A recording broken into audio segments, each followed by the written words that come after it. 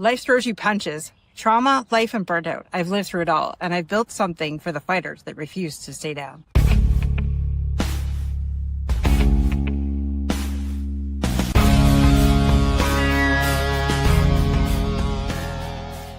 If you're ready to stop playing small and own your story, then this is where you belong.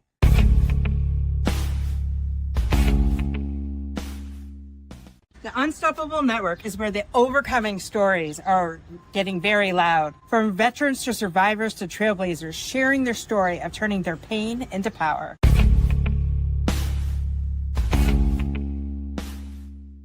Welcome to the Unstoppable Network, where we turn your mess into a message.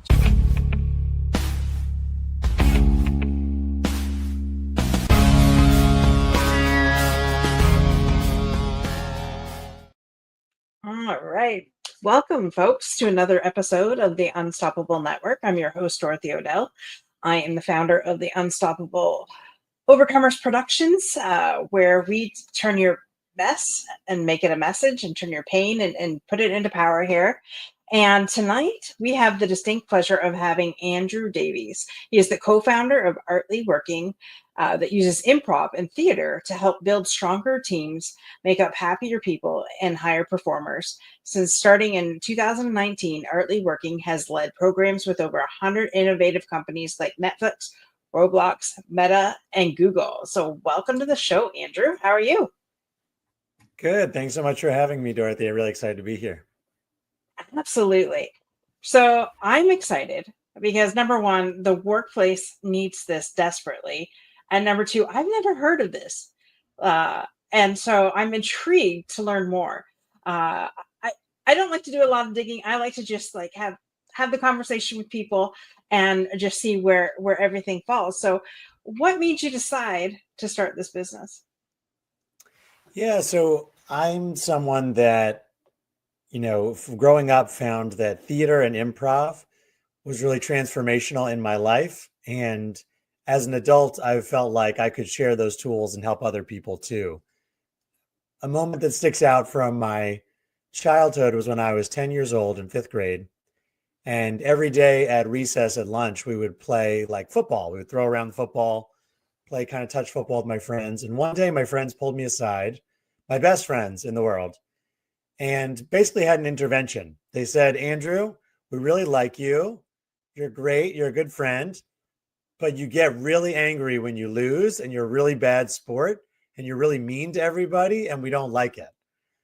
Right. And it was crazy as a 10-year-old for them to have that insight about me and to see my anger issues before I could see them. And I think that's something that I've always struggled with is getting angry, getting upset, overreacting to things. And with sports, that became intense. And I found that I didn't like it because it was so intense, that feeling of winning and losing. And when I found theater in high school, it was really transformational for me in seeing things not as win-lose, but as win-win, right? Like seeing when you're doing a play, you're fighting together against boredom. You're fighting together to make everyone laugh, to make everyone feel, to make everyone understand your story. And if you do a great job, everybody in the room is winning, right? It's not like sports, there's winners and losers. And I think as I grew up, I feel like a lot of life is still framed as like, well, there's winners and losers. Sometimes you win, sometimes you lose.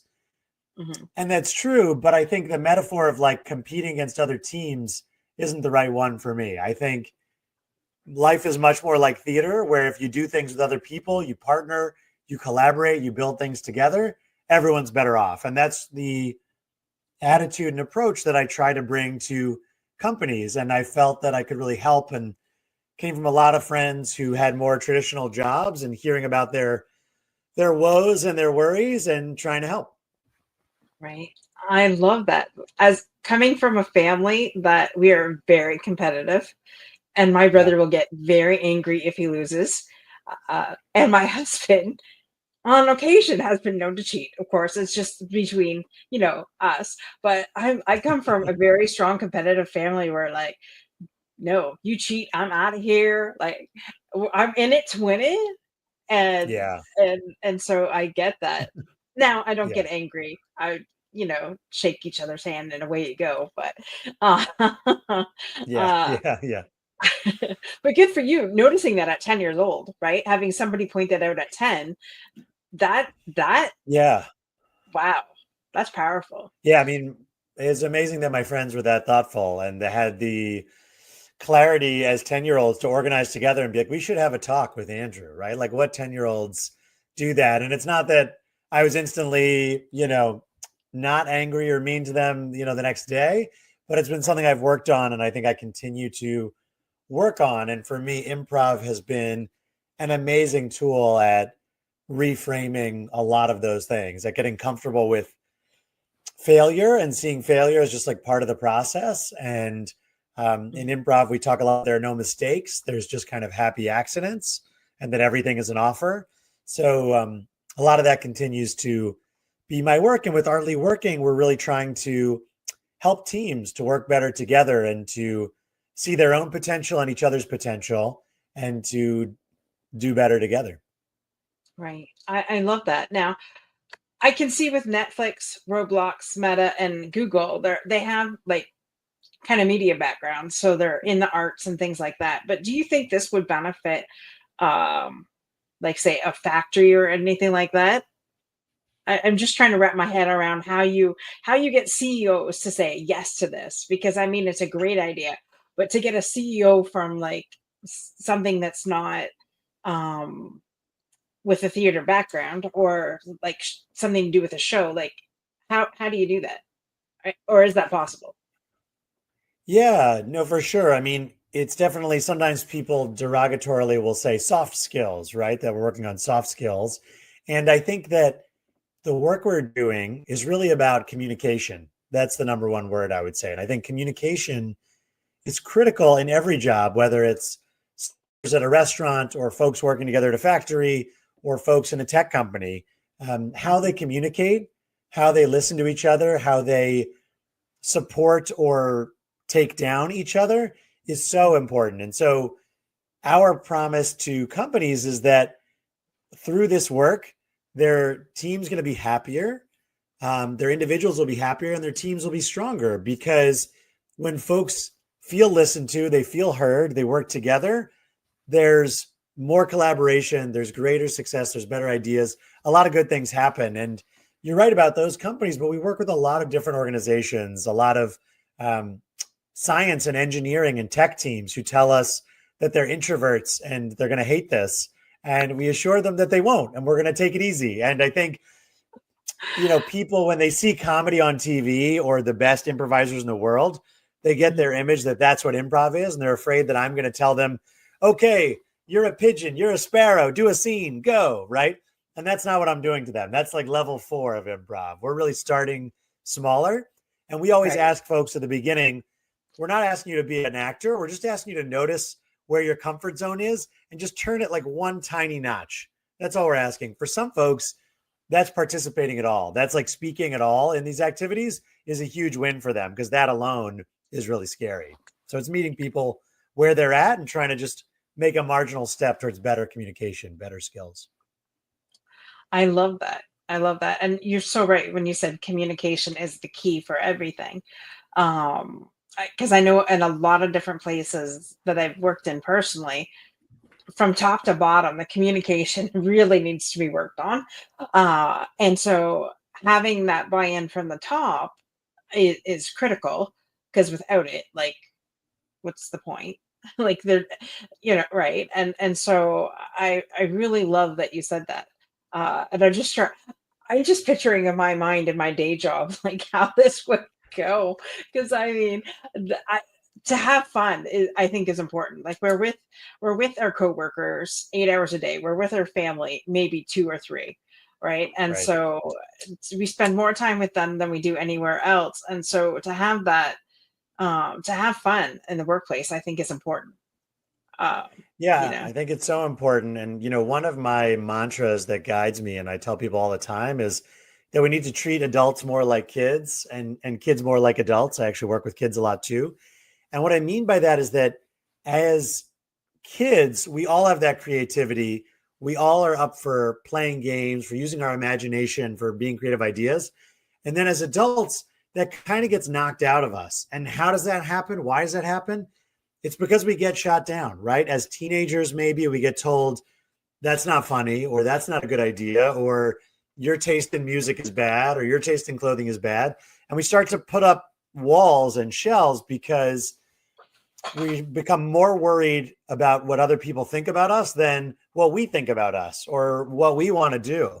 And as adults, it's very hard to find that freedom, to find that inner kid. You know, people often tell me our teams are not creative. You know, some companies have this lingo of our creatives and are not creatives. And I'm just like, everyone's a creative. Everyone is a creative.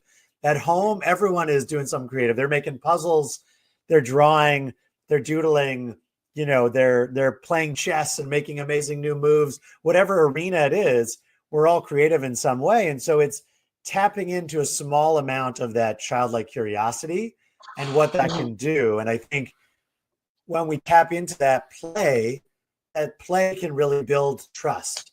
So when we are able to set up moments of play with our coworkers and sharing ourselves and going outside the box, it makes it easier for them to be vulnerable and for them to play as well. And that starts to build trust, because I think so much in the workplace from day one, we kind of tell our team these platitudes of like, trust each other, you know, work together, support each other. Every company now has like 5 values that are on their webpage somewhere, but do they live the values? Like, not necessarily, right? And so if we play together and we're able to build that trust and actually really trust our coworkers, that makes a big difference when there's a crisis and our coworker sends an email like, Dorothy, I desperately need your help, right? If that's someone that you feel connected to and you have trust, you're going to like jump into it and be like, yes, how can I help you? Rather than if it's someone that's just your coworker, you might be like, that's not my department, or like, I'm not sure what to do, right? It would just be a different dynamic. And so I think it can really make a big difference when we're able to find that childlike spirit, to be more like kids and to build that trust through play. Wow. You said so much there, because I mean, in some companies, there's a lot of, how shall we put it, coming and going. There's a word for it. Turnover. A large turnover, right? Yeah. And so finding that trust when there's a lot of turnover, or, you know, like you just, especially in management, like if your management's new and you've been with, you know, the old boss for years, and then there's a transition. And so, you know, you're being called on to help the new people come on board. And,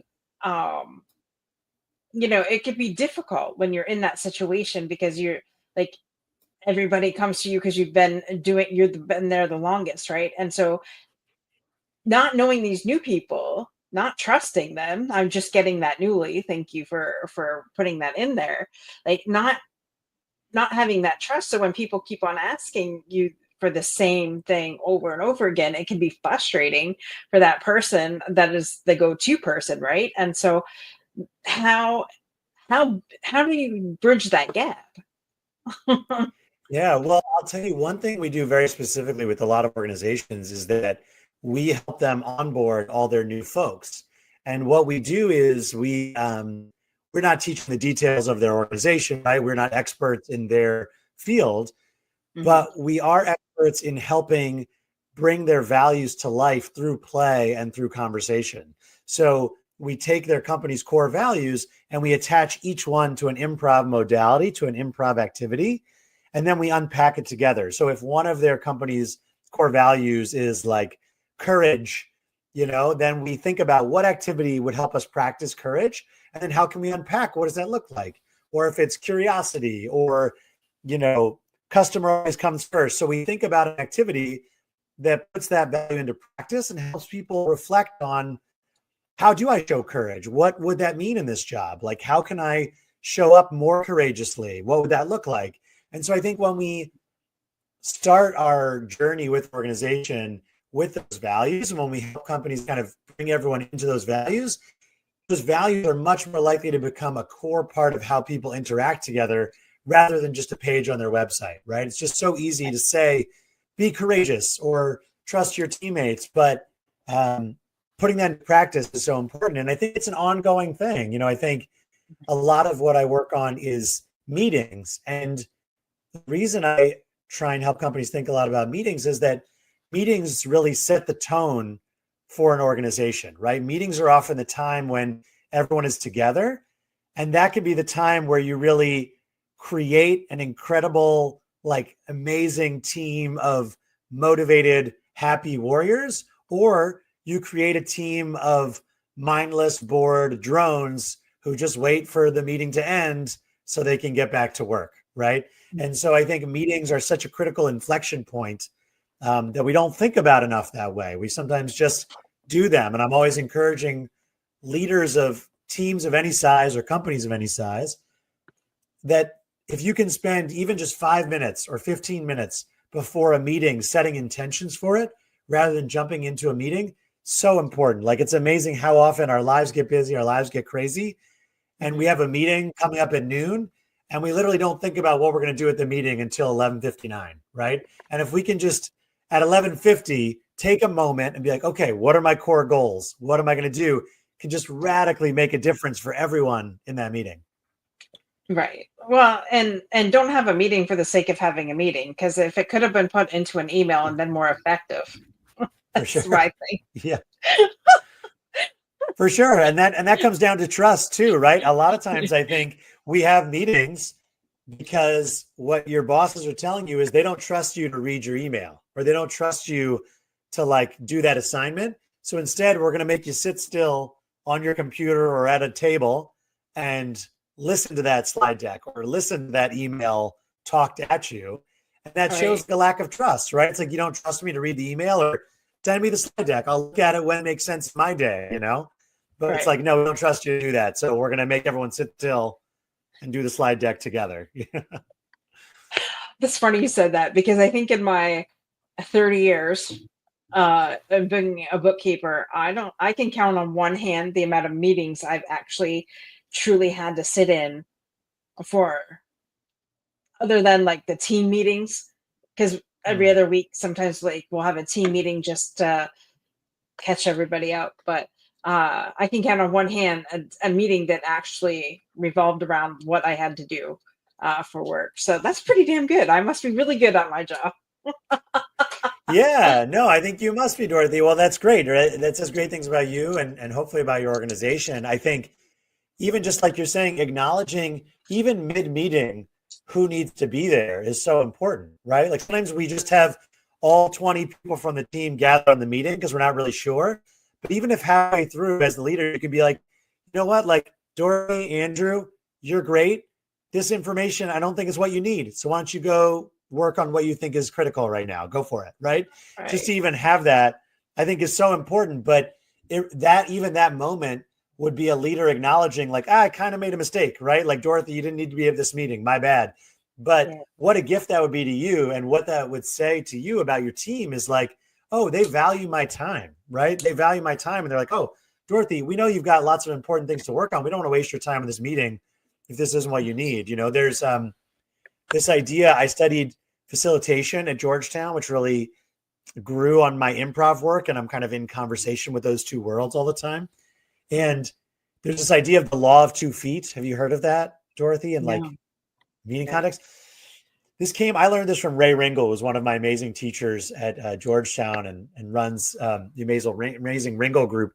And she talked about the law of 2 feet as being the idea that at a conference, let's say, but you could have this at your company or your organization, is that you have 2 feet.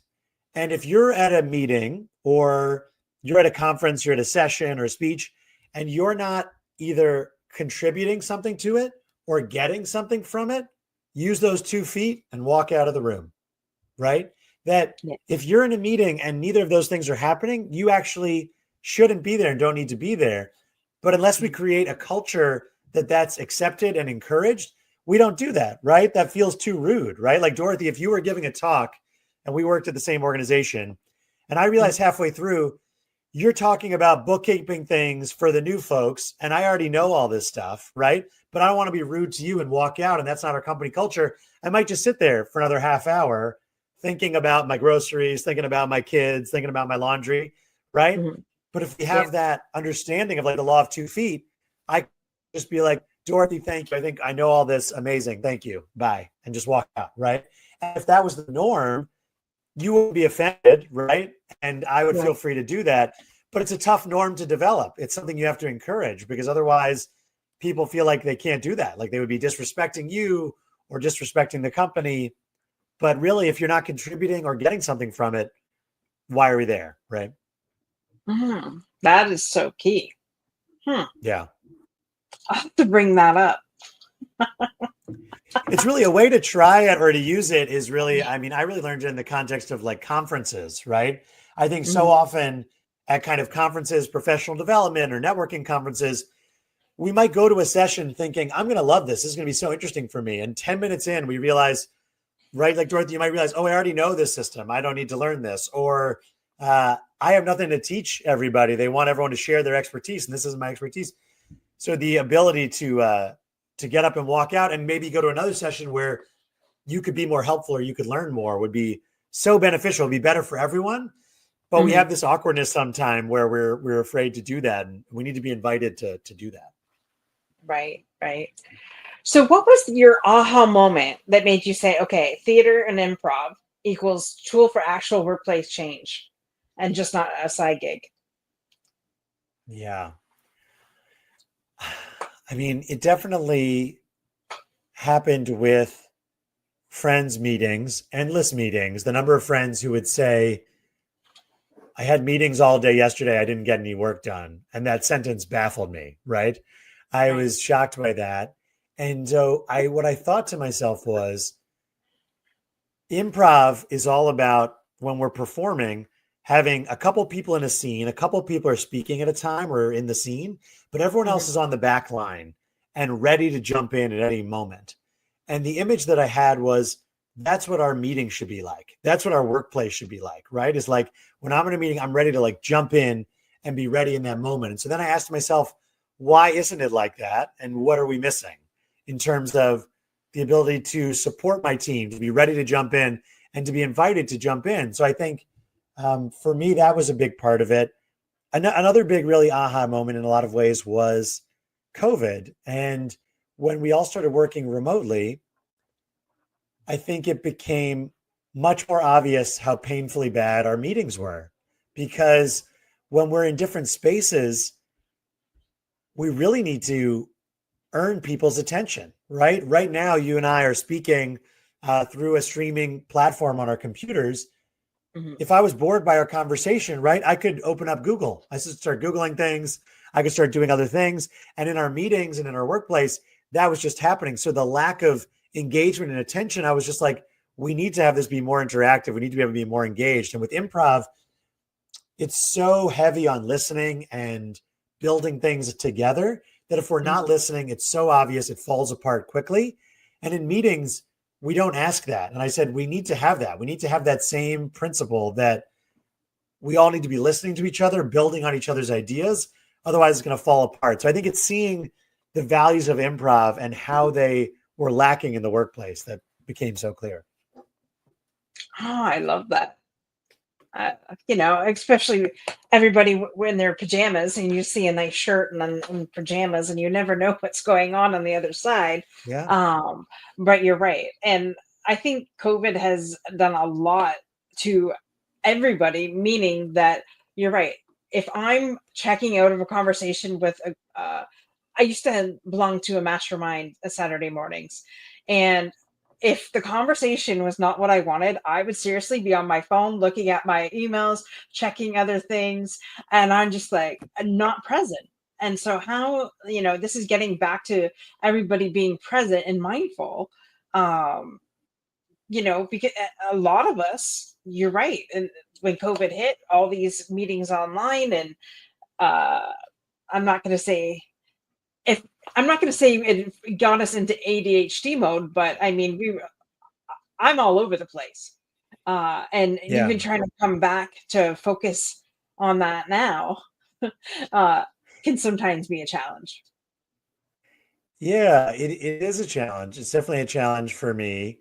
My wife and I definitely feel like we both have elements of ADHD that we didn't recognize as that as kids, but as adults, that's more clear to us. And I think for me, the big answer is asking folks to be a part of things, for it to be interactive, and not expecting people to sit still while something frontal happens, right? Um, Mhm. I think when we invite people and we give people a role, they are more invested. I'm working on a book about this, which I'm hoping to release next year, called Participate. And the idea is personal courage to community change, because the idea is that the framework that I want everyone to be asking with every program they're a part of, everything they're leading, is this interactive? Is this inviting my participation? Or is this demanding that I don't participate or being totally frontal? And for us to change the norm of how we learn, of how we share, of how we present, from being a frontal presentation to being working together. And I think a lot of people are doing this in interesting ways. Wendy Smith, who's this amazing professor and researcher and good friend, wrote a book called Both and Thinking. And when I was talking to her about my work and her work, she was sharing this idea back from her teenage days of the punch bowl theory. The punch bowl theory was that when you have a meeting, when you have a gathering with these teens, everyone's got to be asked to bring something. Like, you're in charge of the punch bowl. Dorothy, you have to come because we're counting on you to bring your punch. You have the best punch. You got to come, right? And someone else, it's like, your chocolate chip cookies are amazing. Can you bake the chocolate chip cookies? Can you come, right? So that if everyone gets a role, we're going to show up. We're going to participate because we know we're valued. We're bringing something to it. What if our meetings were that way, right? What if we said, Dorothy, we need you at this meeting because you're going to share that new technique you have for bookkeeping, that we all need to learn, right? So now you're not being asked to show up at a meeting and silently sit while someone talks at you. You're being asked there because you're an expert, because we need you in particular.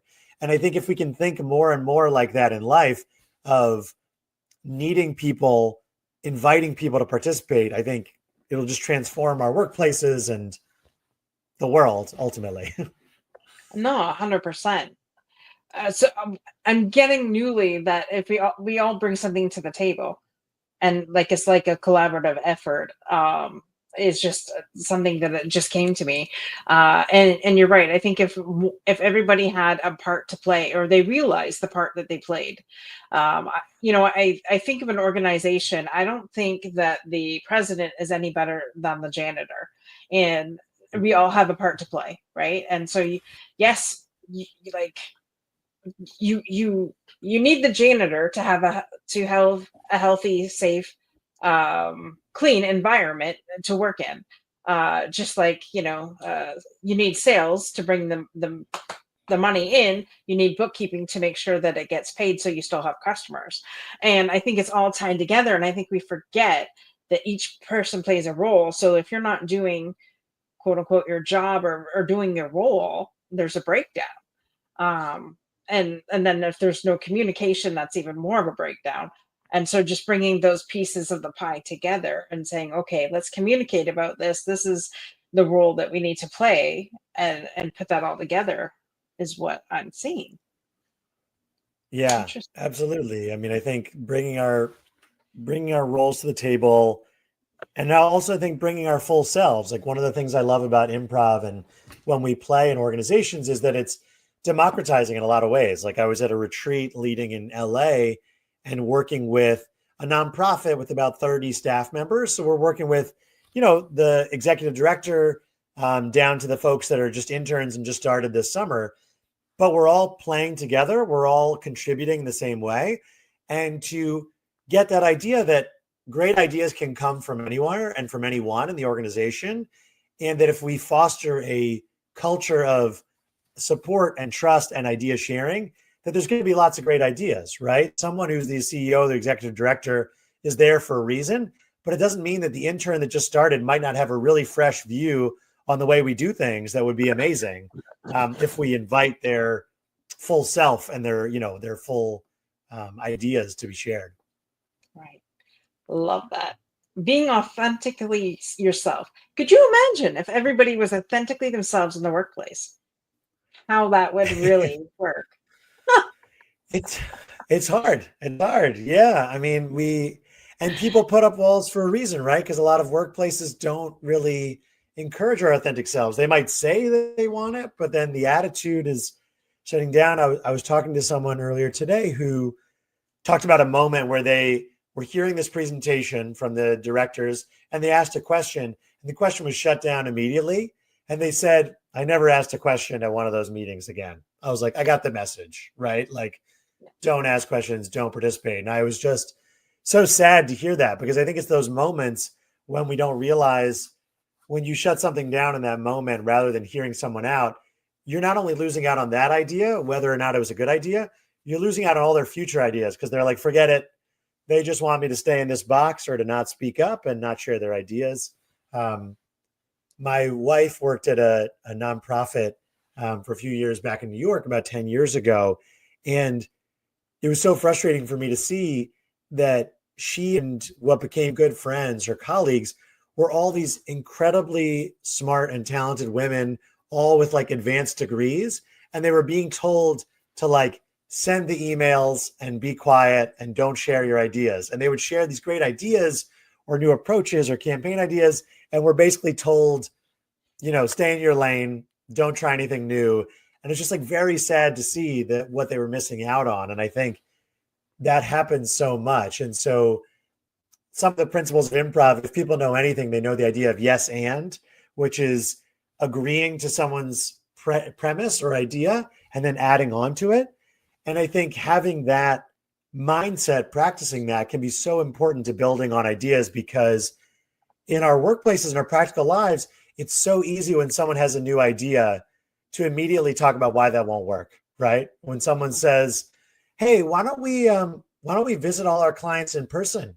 And someone says, oh, we can't do that.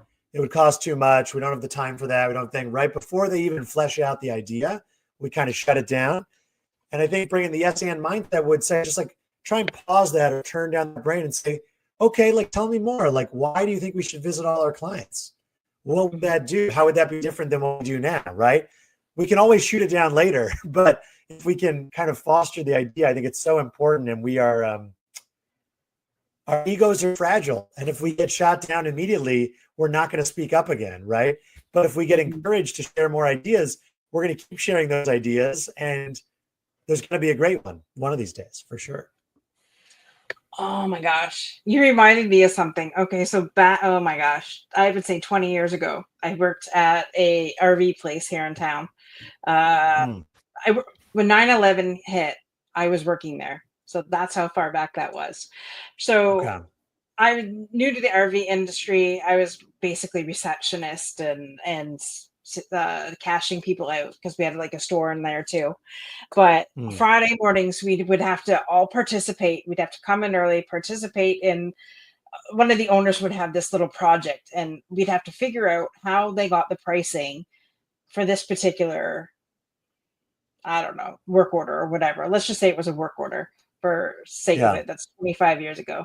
Anyhow, so I'm brand new to this thing. And so I arrived at an answer, and first time ever, and everybody's looking at me and they go, well, how did you arrive at that answer? I said, why, is it wrong? He says, well, it's not wrong, but I want to know how you arrived at it. Well, because I was brand new, had no preconceived notion of anything, I went through it and I did it a different way. And I actually came up with the answer quicker than the ones that have been there forever.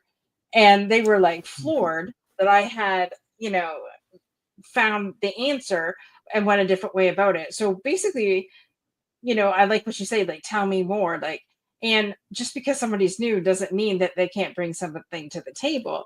They might see something that you've never seen before. So shutting someone down right away is like, you just shot yourself in the foot. Like, you could have, like you said, that one, your was it your wife or somebody, their ideas were shut down. So of course they never said anything afterwards, but you just took probably one of your best people that you ever would have known and just shot them right down before giving them a chance. So, everybody can bring something to the table, and you can learn from somebody no matter if they're new or not. Yeah, no, that's a beautiful story. And I'm so glad to hear that, because like what a gift to that group that you with your fresh eyes, like solve the puzzle in a better way. And now they all could benefit from that and be like, oh, any of us could use this, technique now, which is amazing. Um, Right. that's so great to hear. That's awesome. Yeah. I've never had an RV or been in an RV, but I lived in New York for 10 years. And for a while, I thought this could be a hack for New York is to get an RV and drive around because parking's free in New York if you move your car. So I was like, maybe I could just live in an RV because New York rents are so crazy. I never followed Totally. through on it, but I always thought that was one of my good bad ideas that I've had in my life. Okay, so let's be honest. If I was in New York, what, 2, 3 years ago, and so where the hell would you even park an RV in New York?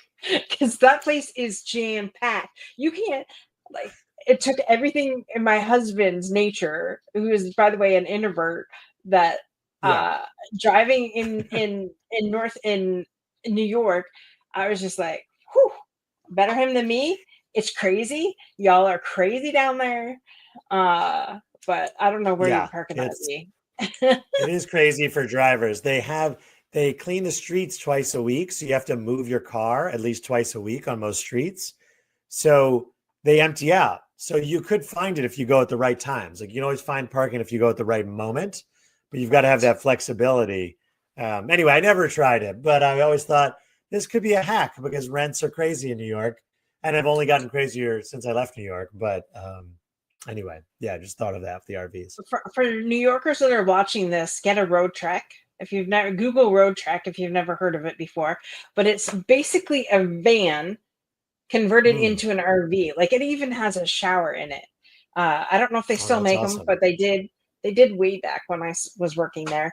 And no, I was Yes, not in somebody try sales. this idea out and live this dream of Right? mine out. Somebody try it out because Try it out. it's not it's not that crazy. And what's bizarre about New York in that rents cost a fortune, but parking is actually free. Like parking on the street is free.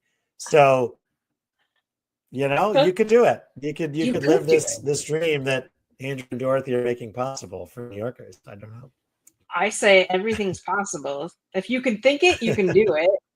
It may take something, but you could do it. Uh, Yeah. wow, this 45 minutes is going quickly here. I want to give you Yeah. make sure you have an opportunity to definitely. Is there anything else that you wanted to share that you didn't say that would really um, bring this segment home? Yeah. Well, one story that I love to share that some folks know, but I find a lot of folks don't, is that one of the most famous speeches in US history, Martin Luther King's I Have a Dream speech, was somewhat improvised. So, Martin Luther King, known as one of the best speakers in American history, was giving this convention, this speech on the Washington Mall in front of millions of people, if you include people at home watching. And he had this whole speech about how America owes a promissory note to the African American, to the Black community.